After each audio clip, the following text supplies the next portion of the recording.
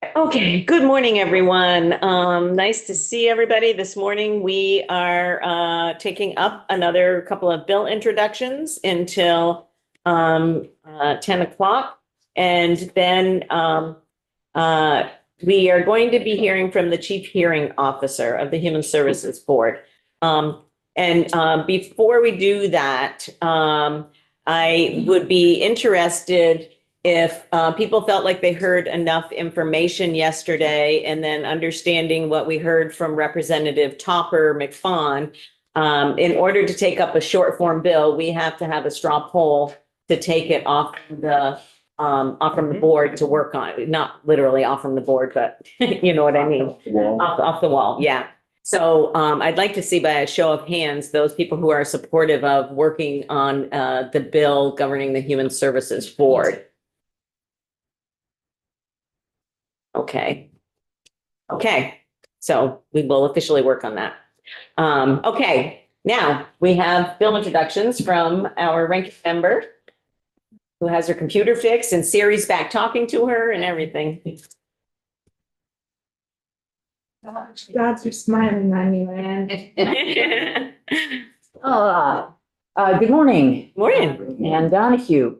And if you want to look at the bills and just open today's Human Services page, I'm just going to go in the order that they are listed there without opening which order they are. So H46 is not a short form. This is a full bill. So if we were interested in taking it up, we wouldn't have to do the initial straw poll. And you've heard a little bit about this already because we had for a rare disease advocacy day, we had witnesses in, and this is one of the co-sponsors you'll notice is another member of this committee. And this came up, we had testimony last year as well. They were seeking a rare disease advisory committee council, which is the RDAC, as they call it, is most other states have one. And that's part of the reason they're really saying, you know, we know the benefits in other states. We think it's important that Vermont have one. And, you know, on the big picture, you know, a rare disease, you can't have a little council for each disease to kind of focus. And so when you combine all of the different kinds of rare diseases, there's enough of a focus group to be able to really look and say, you know, are we missing something in Vermont? Is there something more we should be doing? So this would set up a council. As with most proposed councils, there's a list of proposed members. We would naturally, if we took up the bill, look at whether that's, you know, too large, too many. One of the things it says is if representing one of these groups, somebody could actually do both, you only need one of them, which is a neat idea for keeping it from being overexpanded and yet actually hearing all the important different perspectives. And it does include under powers and duties, really helps give a good idea of why it would benefit to have it, because it would, you know, gather, have public hearings where it could gather public input on what the needs are, and provide testimony on any pending legislation, the impact on Vermont's rare disease community, consult with experts, publish a list of resources available on rare diseases, and review the Department of Health's. Actually, it says review the Department of Health's presentation, which last year we asked for a presentation from the Department of Health. And I could have sworn I saw it come in and hadn't had a chance to read it yet. So I looked it up yesterday and I couldn't find it anywhere. So I have to track down what happened to it and whether it did come in. And if it didn't, check in with them. So I apologize that I don't have an update on that. And then they would do an annual report. So I think it's an important issue. I don't think it's a complicated or time-consuming one for the committee to take up. So I would really encourage that we they've been asking for several years now, and I think it's a worthwhile thing to have to advise the Department of Health. And they may need some advice, given the I was just thinking. massive cuts that were just announced yesterday. Particularly around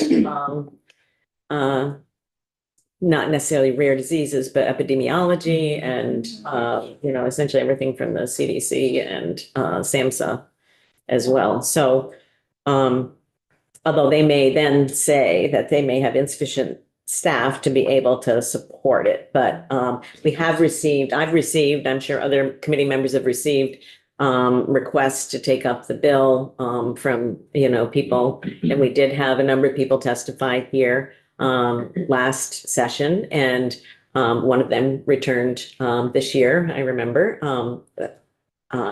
Is she a constituent? Yes. Yes, that's what I was remembering, yeah. Harry Nadon Scott. Thank you. Yes. Very, very active in our community, active on the accessible sidewalks and issues like that in the community. So she's very well respected. Okay, anybody have questions for Ann about that? Yeah, go ahead, Todd. I have a question, not about that though. Okay. No offense. I'm frozen up. I can't see it. What am I doing wrong?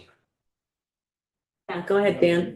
Yeah. Thank you, Ann, for bringing this bill forward. I think it would be really helpful for people who are caring for someone with a rare disease to have access to information, or just somebody where it's like a Vermont-based clearinghouse of what's going on nationwide to help families support the person they're caring for. As you know, my nephew passed away from a rare disease, Batten disease.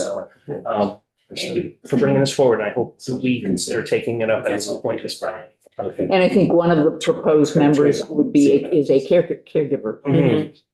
Yeah, I think the caregiver perspective is really important. And one of the things that we heard both about this and about Alzheimer's is if you're not Medicaid eligible, you really don't have access to as much support as individuals who are Medicaid eligible. And I think that's really important. So the more information that we can have out there for people and for their physicians to be able to access and inform other people, I think it's really important. So thanks for bringing that in.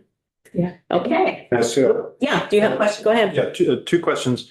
I understand the diversity of rare diseases makes it so that bringing it together in a council, there's logic to that. I wonder, though, if you've heard of any experience of any councils or people suffering from rare diseases, some, I don't know, for lack of a better way of saying it, feel like they get edged out. Are there certain rare diseases that will attract more attention than others and weight the focus of a council? Like ALS or something like that. Yeah.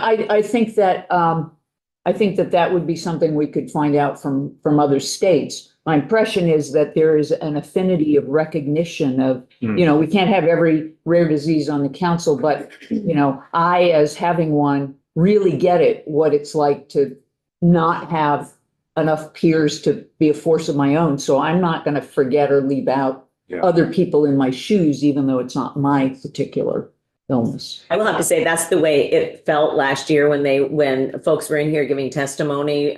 We had a number of people with different diseases or conditions, and even though they may not, some of them might have known each other, but others definitely didn't. There was that sense, even just here in committee, of them all kind of like speaking for each other. They're in it together. Yeah. It was, it was really actually quite moving. Yeah.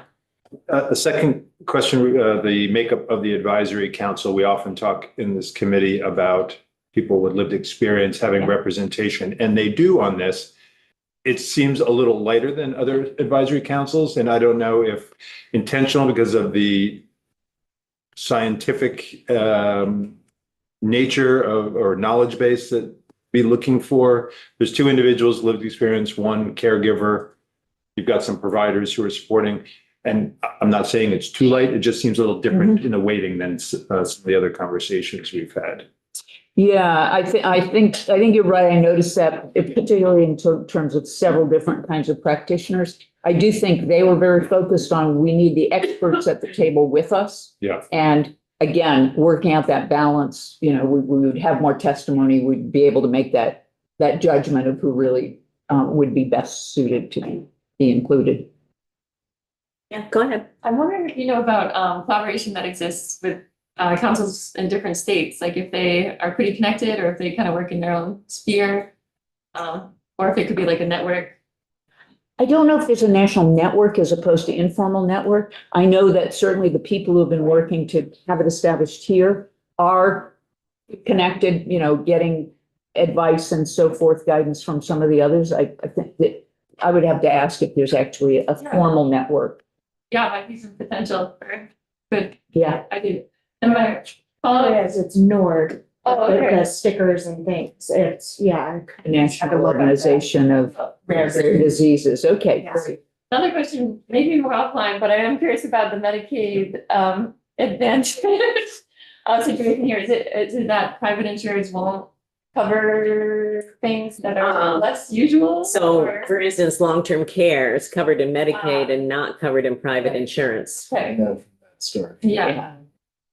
Okay. And so people who, maybe get to such an advanced point in Yeah. their condition or disease, if you are eligible for Medicaid, you have access to long-term care that you don't get when Yeah. you have, unless you purchase something. And then, as we heard the other day, you might get a year if you're Yeah. lucky. And that's true for everyone who gets elderly and needs support. Yes. But these are often young people. Yes. They have a long life ahead of them, in need of support. So. And in some cases, not all, but in some cases, not able to work a full-time job because of their condition. Yeah. So, okay, thanks very much, Ann. Let's move on to the next one. Okay, next one is H15. And I think, you heard me comment yesterday, there's sort of an affinity of interest reflected in this around, this is specifically coming out of foster care or DCF custody. And that's that transitioning young adult age 18 to 24. We about 10 or 12 years ago, Vermont for the first time sort of caught up with what a lot of other states were doing just in providing some support for a young person turning 18. Vermont used to just say, oh, you're 18 now, you're on your own, you're foster care, family isn't being supported in supporting you. And as was expressed yesterday around the bill, what 18-year-old with a stable, regular supportive family is actually ready to set out on their own at 18? Not very many. And yet these are kids who have had a lot of trauma and disarray in their lives turning 18. We did make a change. It was pretty minimal, but it was something where if a young person wanted to stay with the foster family, there would be support. And they get a very small initial stipend when they leave foster care. So it's pretty minimal. There's a little bit of something. And this particular bill, which is a short form proposal, really only focuses on one little aspect of what I think is a much bigger problem. And that's for a pretty typical reason. It's that I had a constituent who said, this is a big gap.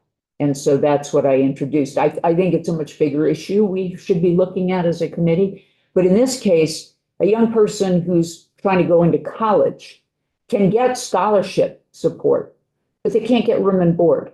And if you don't have a family anymore to live with, having a scholarship isn't going to do any good if you can't get room and board.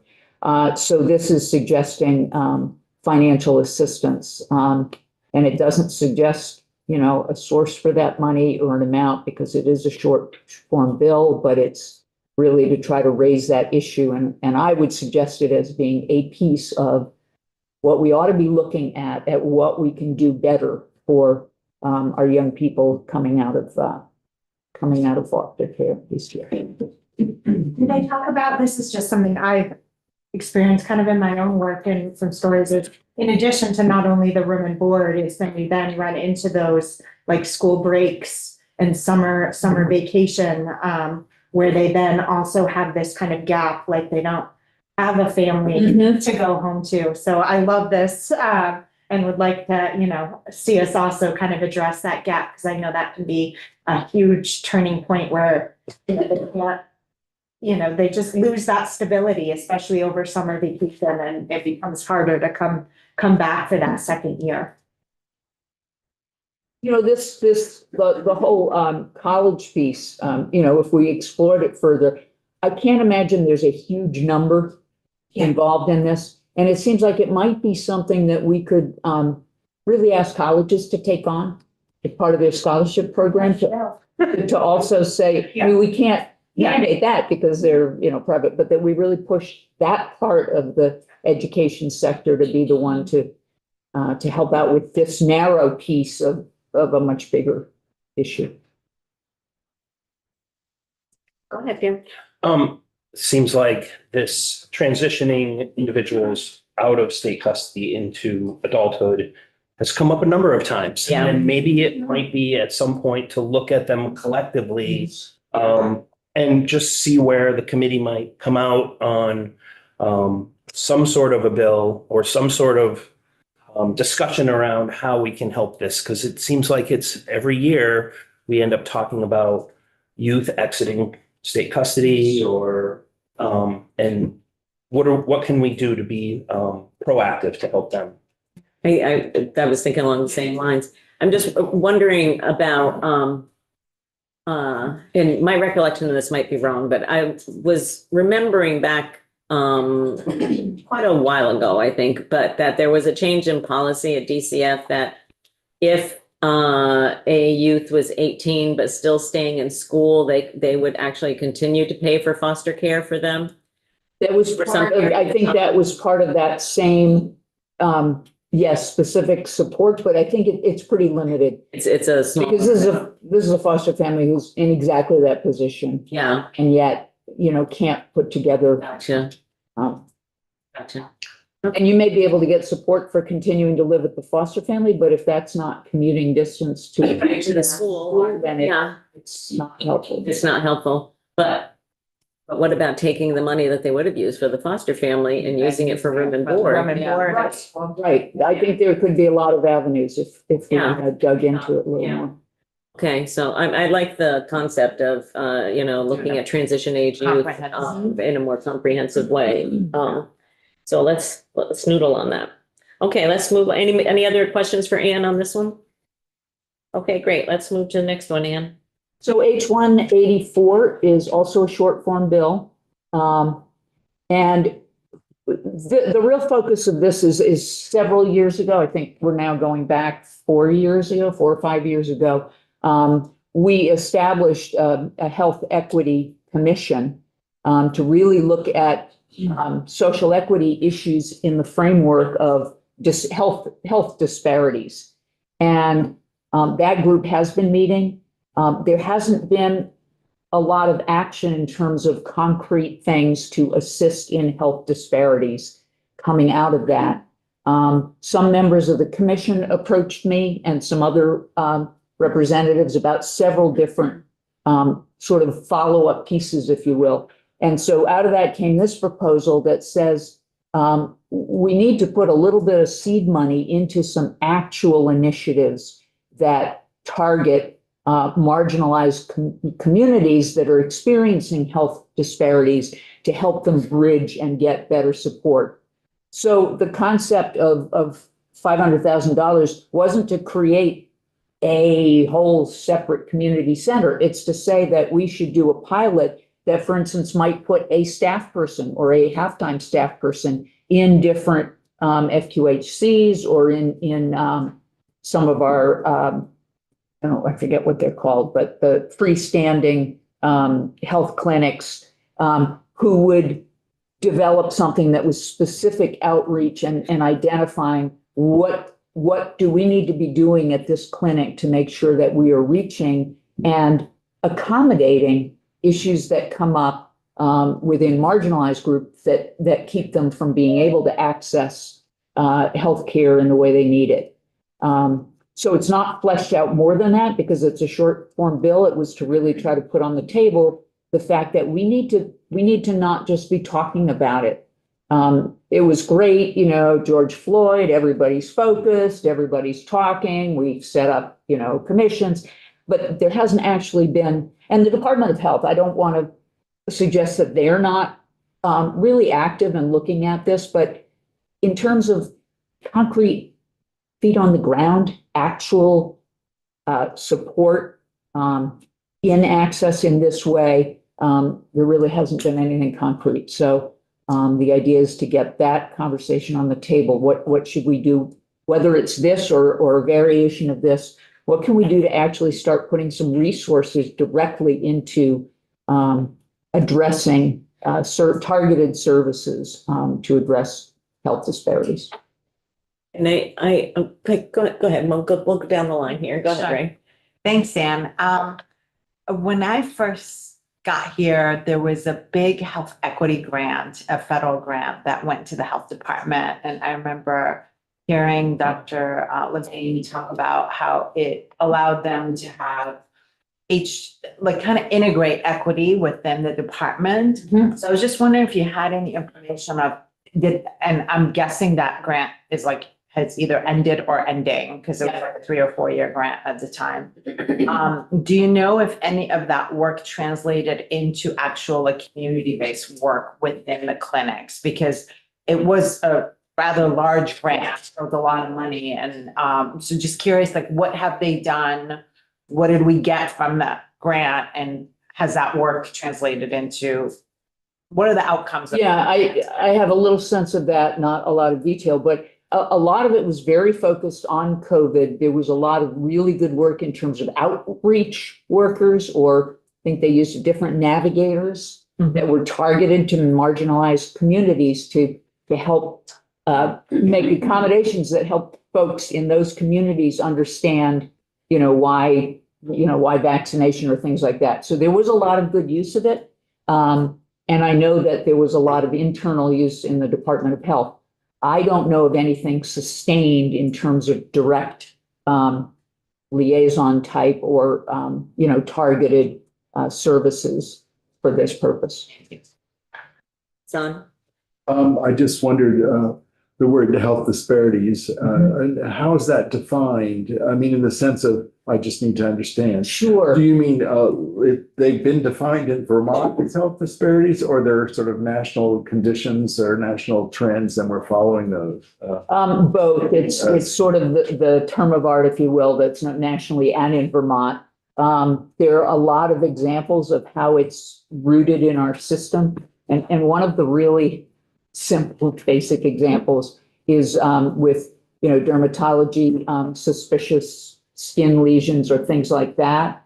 And all the textbooks for dermatologists, they're all white skin. And it looks different, and that has a significant health disparity impact in terms of people not having it recognized. And I mean, that's just one of lots and lots of, cultural differences that make one less able to take advantage of things that are necessary for good health. And the impact, the health disparities that result are really, really clear in the data. Yeah, I was gonna say, we could probably, if we decide to take this up, we could, there is data that the health department presented to us, and I'm sure it's probably been updated by now, but I want to say it was 3 years ago, maybe 4 years ago, we had a resolution. Some resolutions are sent to committees because they sort of take on the importance of a bill, but it's not a bill, it's a resolution. And so we actually had one that came here to the Human Services Committee that dealt with the inequities in healthcare in terms of the racial disparities as being a public health crisis in Vermont.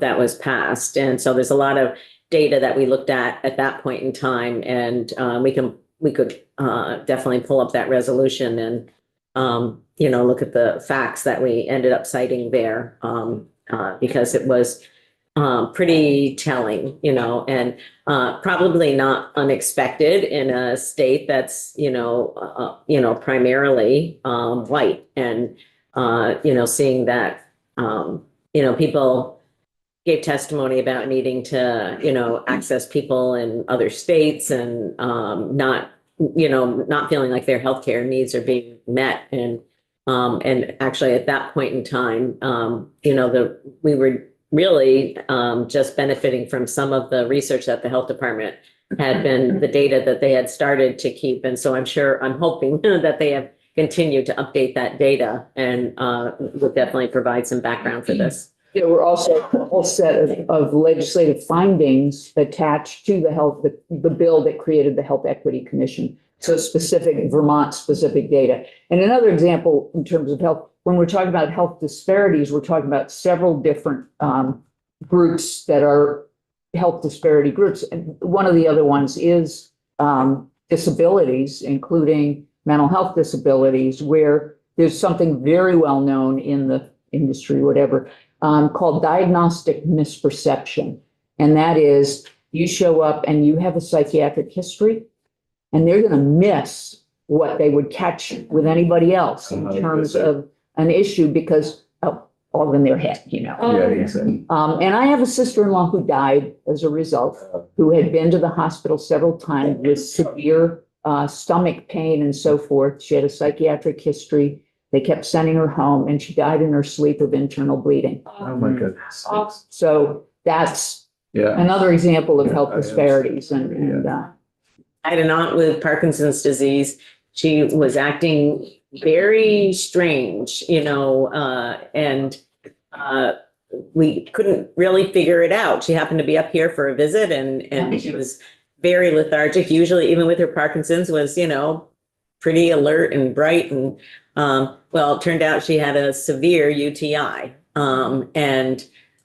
She'd gone to the doctors a couple of times and, you know, no, it's advancing Parkinson's and all this kind of, no, it was a severe UTI, which when they treated it, she was feeling much, much better and back to herself, you know. But yeah, sort of that underlying thing about, it's kind of off topic a little bit, but related, is like, you really need to have a healthcare advocate, somebody who you trust, to be there with you, who can kind of, you know, push and say things like, yeah, no, this is not normal for, you know, this person. And we know that there is something wrong, and to continue to push. Yeah. Okay, Anne, thank you very much. Any other questions? Yeah, go ahead. Last question.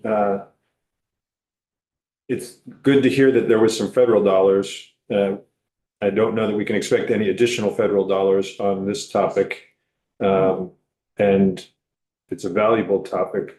It seems to me that it's one that may appeal to funders, to grant funders in the private sector. Are you aware of any efforts by the community health centers to seek funds? Have efforts been unsuccessful, or? I'm not aware one way or another. Yeah. Not a question I've asked. It's a good question. Because it's an important Yeah. issue. Any other questions? Anecdotally, I see constant campaigns from like my good neighbor health clinic, and like constantly they're always trying to raise funds but that's a place that serves populations that often can't afford healthcare. So I don't know if some of the ones that.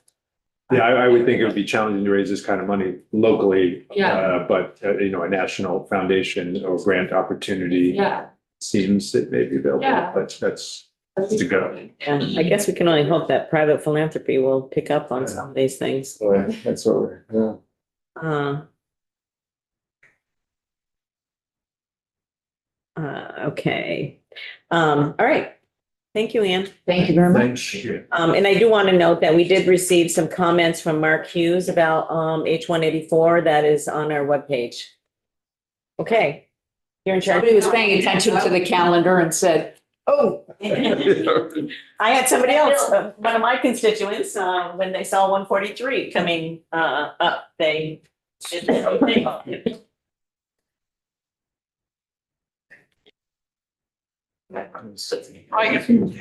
same thing. Okay. Next, we have Madam Chair. Bill, you have the floor. Oh, well, thank you. So H-143 is a short form bill.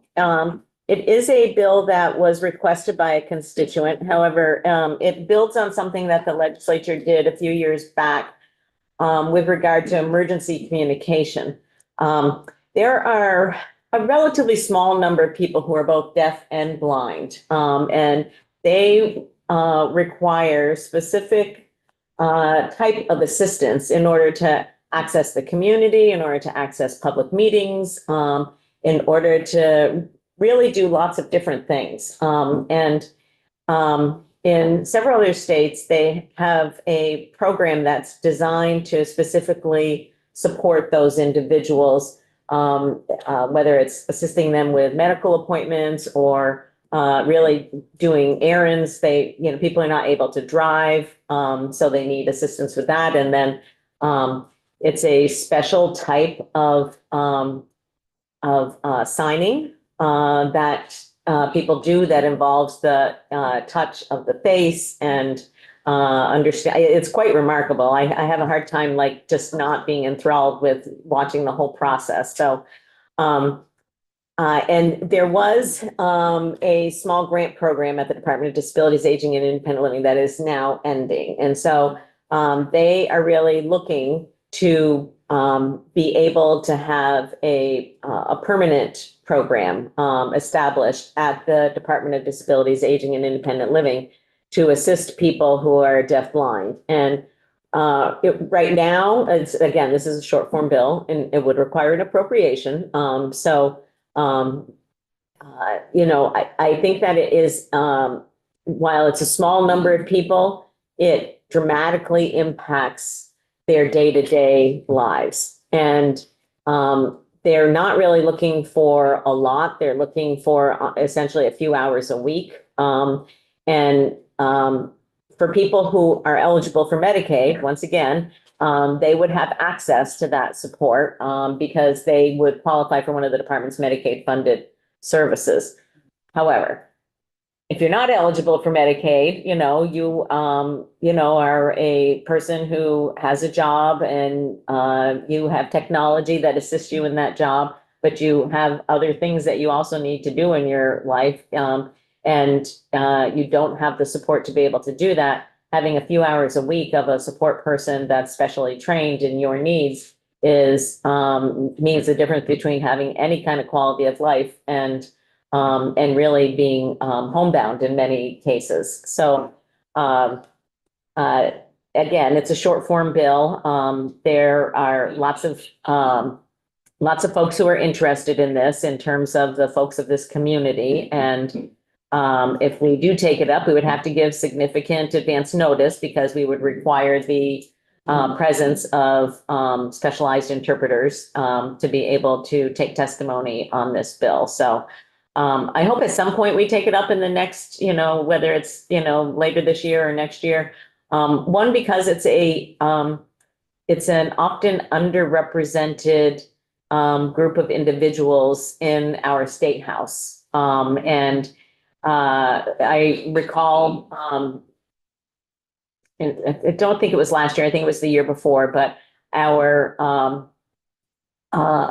one of our committees was taking up a bill that involved an individual who used sign language, and everybody in legislative operations and the Sergeant at Arms office was like, oh, we don't know what to do about this. And they figured it all out, it took a while, but they figured it out. And I think that it's important that we, model for the rest of the state house that these individuals too are citizens in our state that deserve to have their voices heard. And they do require special accommodation to do that. So if we thought about taking it up, we might take it up and maybe work on it a little bit and then think about what our budget priority might be for next year around this. It's a relatively small amount of money. So. I have a question. Are there enough qualified people within the state like, given the workforce challenges that we're like, are there people to do this work if we? Yeah, I mean, that would be a question to ask of the witnesses who've been utilizing the sort of pilot program. They have been able to find people. It's, as I said, it's a small number of people, but people are scattered across the state. And actually finding regular interpreters is more difficult these days. It's a pretty specialized field and has some pretty, rigorous training requirements, et cetera. But so, yeah, that's something that we could ask them. But they have been able to utilize the small program that's ending. Any other questions? Yeah. Do you know, would someone specialized training be needed for all of the types of assistance that a deafblind person may need? Or might they be looking for just transportation someplace, or I don't know what it may be, other things? I don't know how it's, Yeah. all the communication would happen, but. Yeah, I think it probably would depend upon what, sort of like what they were looking to do, so if they needed assistance with transportation to access some community event or something that was, I'm just trying to think of something where you might not need your hearing or your sight that you would want to A ride access. to I'm a not physician sure. with whom you've had a relationship for 10 years and has already worked out in their office how they work with their deafblind patient. Maybe you just need a ride. Yeah, it's But possible. I don't know. It's possible. I don't, a gentleman by the name of Renee Pellerin, who is, a very strong advocate, in this field, and happens to be a constituent of mine, would be better placed to answer those questions. And there is, as I said, folks all over the state, and we could get a sense from Dale and witnesses about, like how many people are we talking about and how much money it would be, et cetera, but. Okay. Thank you. Thank you.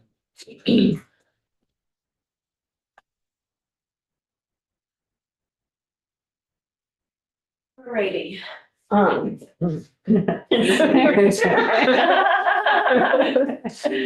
Familiar?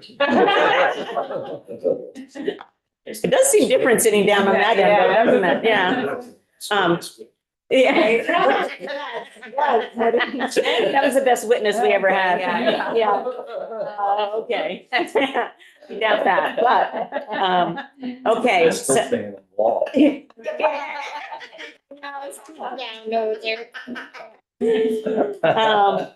Okay, so, we at 10:45 are going to have, the Human Services Board Chief Hearing Officer come in.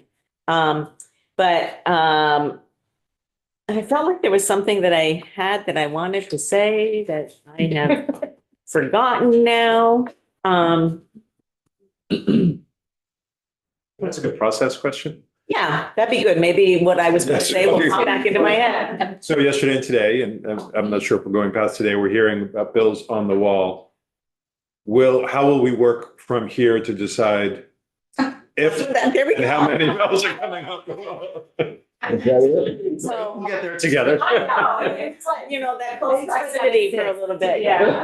Okay, so, one of the benefits of being in this committee, if you have a bill that's referred to this committee, you got to present your bill. And Eric is going to present his tomorrow. Then we will also take a look at, all of the bills that we have up there. I think that we have one coming over from the Senate, which may or may not go to healthcare, but, I thought that we should get it because it deals with substance use and mental health, and they've got a lot of healthcare related things coming over from the Senate. So, It's amazing, we only have one coming over. they have, We can often. there are a number of them, and it's because the Senate Health and Welfare Committee has been really solely focused on the healthcare crisis. Yeah. And, so, we are sending them bills. We have, and they're, Dan is taking up, H 13 down there, the first bill we passed out. And they're definitely going to take up H 91. We know that. so what we will do is, I will give people an opportunity to, I'm not sure if we'll do it like with stickers or if, I might just figure out, usually at this time, we were gonna have a whole bunch of Senate bills, okay, to work on. But since we're not gonna have a bunch of Senate bills, we can decide which bills that we have on the list we want to work on. I see. Okay, so, I probably would give people kind of like stickers, and you can, although if we put stickers on the bill things up there, then people are gonna come in and say, well, what does that mean? So, I might just do a little spreadsheet and you know, indicate your votes, you get, you know, I don't know, 3 votes, I think, for your top 3, about what you would like to work on. You don't have to choose Human Services Board because we've already decided to work on that one. So it would be what other ones that we would decide to work on. And we haven't had all the bill introductions. And so if there is a particular bill introduction that you would like to see, just let me know and we can invite that person or persons here to give a bill introduction. I will tell you that the Kratom thing, Yeah. yeah, I'm not really interested in taking up. Which one is it? Oh, what is it? 416. But I don't even know what that is.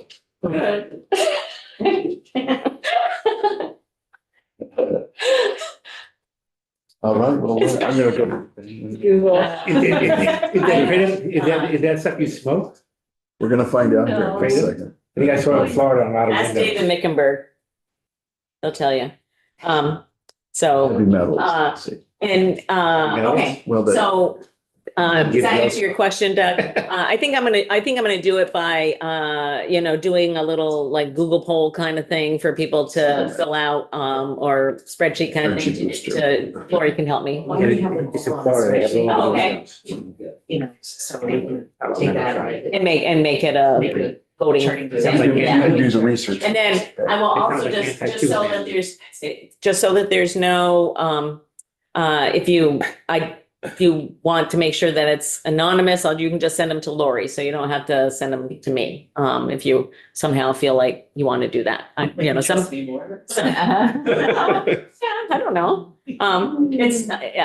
Then she'll just share the results with me, so. So Lori will put together a spreadsheet to do that. I would think about the concept, Lori, maybe you could group them. So in thinking about what we were just talking about with the DCF transition age population, kind of group those. And so that would be like one, I think, you know, one of the 3, I think there's 3 bills that relate to that. That would be like one vote. So you don't have to vote for individual things, because I think we would do something more comprehensive than you know, each individual thing. Yeah, go ahead, Scott. I would, just out of newness, I would actually depend on folks that have been here longer. I would actually be interested to see before I voted what you all thought, because, you know, there's no point in wasting pointless energy because I don't really know exactly what I'm doing. I don't know which ones might be able to get to the right place, might be able to get that. I don't understand the politics of it all, you know, so. Funding purposes. I mean, I can tell you one that's not going to get any airtime. Final that.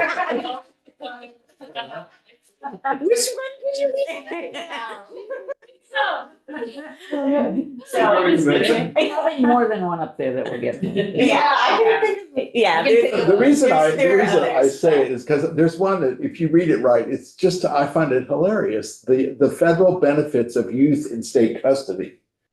I mean, I know what benefits means, but if you think of it like, let's just put all of our youth in state custody. That's a benefit. Some federal. That's a nice, that's a benefit. It is. Yeah. Read it Orwell's 1984. Exactly, yeah. I'm hoping that people want to do this. I was just trying to make it comfortable for people to, you know, express their personal opinions. Well, yeah, I just know I will, you know, I can well imagine that I might. It sounds like somebody can buy your vote. Absolutely. All right, people online. Yeah. Just joking, right? Yeah, do not think. I still would like to have input. I get that. So, yeah, there's more than one bill up there that, you know, we would not, so the chair does have some prerogatives, so, yeah, so there's more than one bill up there that the chair would not bring to the committee for discussion. Yeah, not just Eric's, yeah, go ahead. I'm not trying to sound negative. Yeah, What if I don't support anything on the wall here? then you don't have to vote. Then you got it. There you go. Okay. All right, so let's take we get actually a bit of an extended break, 10:45. So, because our witness is still at 10:45, right? I sent an email this evening. If he can come, if he could, is he gonna come via Zoom? Oh, okay. All right, well, you can tell him that if he could get here like 15 minutes early, that would be great. So, so check back in around 10:30 if you're not in the room.